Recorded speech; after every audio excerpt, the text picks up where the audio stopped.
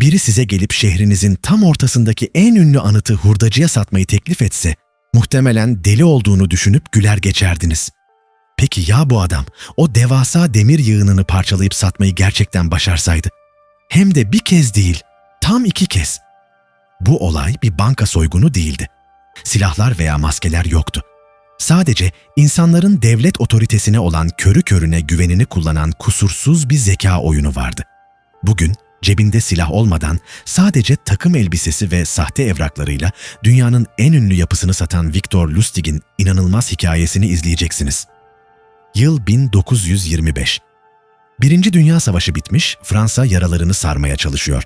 Paris yavaş yavaş eski ışıltılı günlerine geri dönüyordu. Ancak şehrin ortasında hükümetin canını çok sıkan devasa bir sorun vardı. Eyfel Kulesi.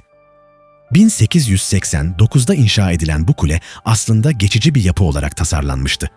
Kulenin sadece 20 yıl ayakta kalması planlanmıştı. 1925 yılına gelindiğinde kule paslanmaya başlamış ve bakımı hükümet için korkunç bir masraf kapısı haline gelmişti. Öyle ki dönemin gazeteleri kuleyi göz zevkini bozan paslı bir sokak lambası olarak tanımlıyor ve hükümetin kuleyi söküp atmayı tartıştığını yazıyordu. İşte tam o günlerde Victor Lustig Paris'teki bir kafede kahvesini yudumlarken gazetede bu haberi gördü. Çoğu insan için bu sadece bir haberdi. Ama dünyanın en yetenekli dolandırıcısı olan Lustig için bu haber hayatının en büyük fırsatıydı. Zihninde kusursuz bir plan şekillenmeye başladı. İlk adım olarak kılık değiştirmesi gerekiyordu. Lustig, sahtecilerle anlaşıp kendisine Fransa Posta ve Telgraf Bakanlığı'nın bakan yardımcısı olduğunu gösteren sahte bir kimlik hazırlattı.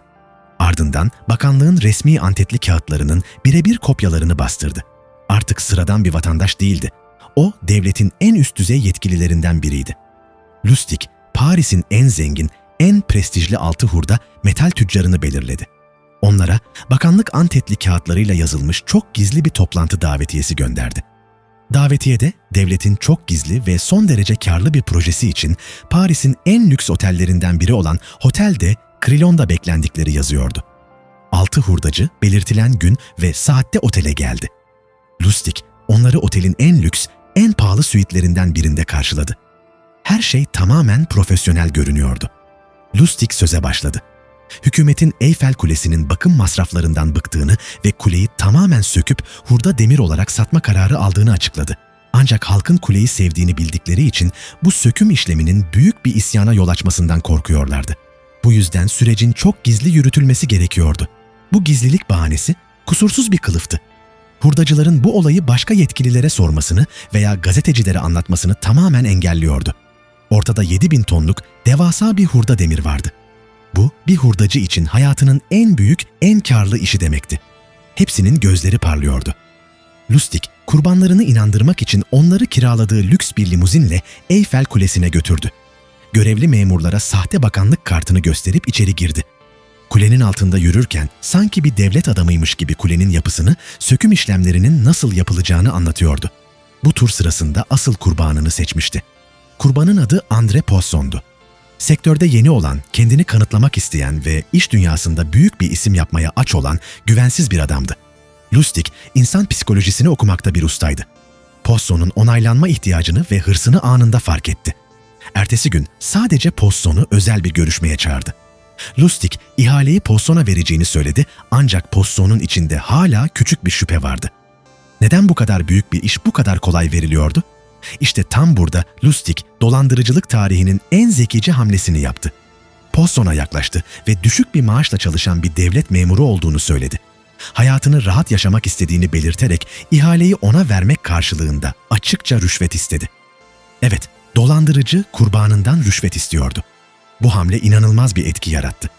Poisson, rüşvet isteyen yozlaşmış bir memurla karşılaştığında bütün şüpheleri bir anda yok oldu. Çünkü yozlaşmış, rüşvetçi bir politikacı modeli, Poisson'un devlet hakkındaki düşünceleriyle tamamen uyuşuyordu. Rüşvet istemesi, Lustig'in gerçekten bakan yardımcısı olduğunu kanıtlamıştı.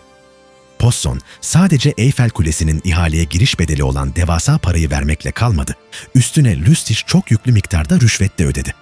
Lustig parayı alır almaz, lüks otele geri döndü, valizlerini topladı ve aynı akşam Paris'ten kalkan bir trene binerek Viyana'ya kaçtı. Birkaç gün sonra André Poisson, söküm işlemlerini başlatmak için elindeki sahte sözleşmelerle devlet dairelerine gittiğinde hayatının şokunu yaşadı. Karşısındaki memurlar böyle bir ihale olmadığını, bakan yardımcısı diye birini tanımadıklarını ve kulenin satılık olmadığını söylediler. Poisson devasa bir servet kaybetmişti. Normal bir insanın hemen polise koşması ve basına haber vermesi beklenirdi. Ama Lustig, insan psikolojisini çok iyi biliyordu. Poisson, polise gitmedi. Çünkü Eyfel Kulesi'ni satın aldığını ve dolandırıldığını açıklarsa tüm Paris ona gülecekti. İş dünyasındaki itibarını tamamen kaybedecekti. Onun için itibarı ve gururu kaybettiği milyonlardan çok daha değerliydi. Bu yüzden sessiz kaldı. Bu rezaleti tek bir kişiye bile anlatamadı. Bu sırada Viyana'da lüks bir otelde saklanan Lustig günlerce Paris gazetelerini takip etti.